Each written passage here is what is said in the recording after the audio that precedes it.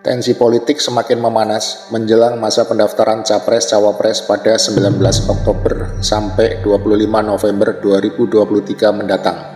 Rivalitas antara PDIP dengan pihak istana mulai tampak muncul di permukaan.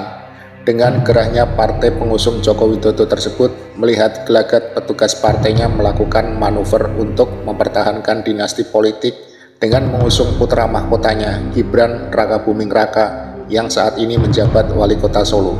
Gibran akan dipasangkan menjadi cawapres Prabowo pada pemilu 2024 mendatang dengan mengajukan gugatan ke MK tentang batas usia minimal calon capres-cawapres dari 40 tahun menjadi 35 tahun melalui kader PSI dan beberapa kader Gerindra.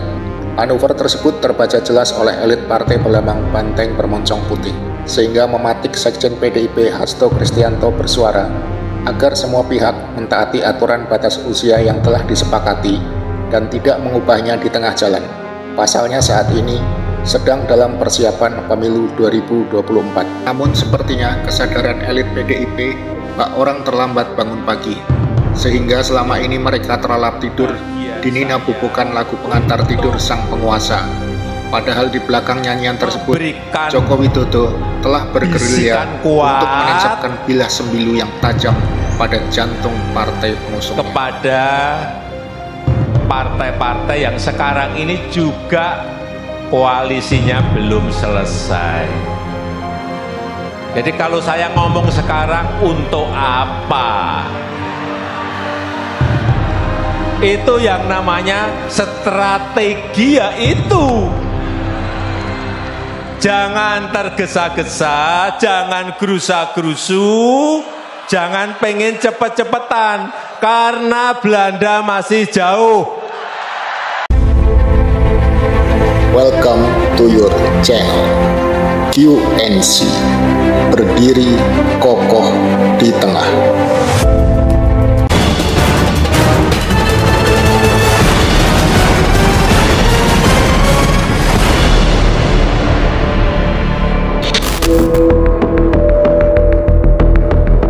Uji materi terkait batas usia minimal calon presiden atau capres dan calon wakil presiden atau cawapres yang tengah ditangani Mahkamah Konstitusi membuat PDI Perjuangan gerah. Partai berlambang kepala banteng moncong putih itu pun mulai mengusik istana. Permohonan uji materi pasal 169 huruf Q Undang-Undang Pemilu yang mengatur soal usia minimal calon presiden dan calon wakil presiden yakni 40 tahun diajukan sejumlah pihak ke MK, termasuk Partai Solidaritas Indonesia yang ingin diturunkan menjadi 35 tahun.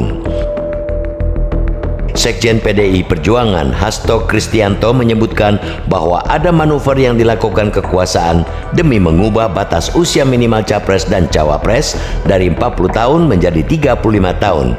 Berbagai manuver kekuasaan memang mencoba banyak dilakukan untuk mengubah batas usia capres dan cawapres, kata Hasto. PDIP mengingatkan agar semua pihak bisa taat dengan aturan batas usia minimal cawapres yang sudah ditetapkan saat ini.